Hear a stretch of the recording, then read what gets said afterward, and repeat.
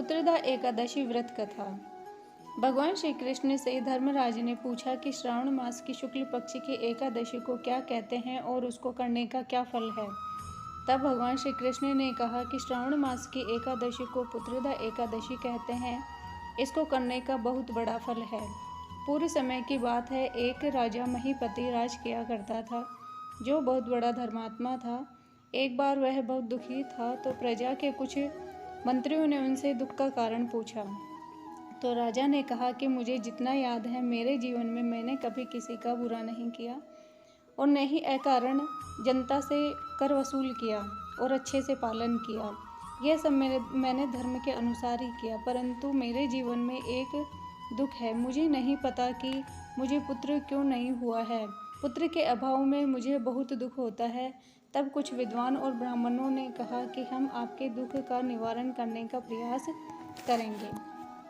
तो उस समय के संत विद्वान ब्राह्मण वन में लोमश ऋषि के पास में गए और उन्हें अपने राजा की व्यथा सुनाई। तो लोमश ऋषि ने ध्यान लगाया और नेत्र बंद किया, तो उन्होंने पाया कि राजा जो था वह पूर्व जन्म में एक दरिद्र व्यक्ति था और दूसरों को बहुत दुख दिया करता था, बहुत पाप किया करता था। परंतु एक बार उसको खाने को कुछ नहीं मिला, तो एकादशी के दिन वह व्रत रह गया, वह भी अनजाने में।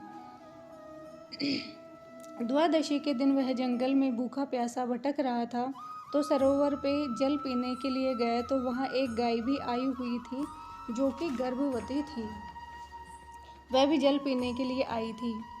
जब वह जल पीने लगी तो उस गाय को इसने भगा दिया, तो उसका एक बछड़ा था उससे बिछड़ गया।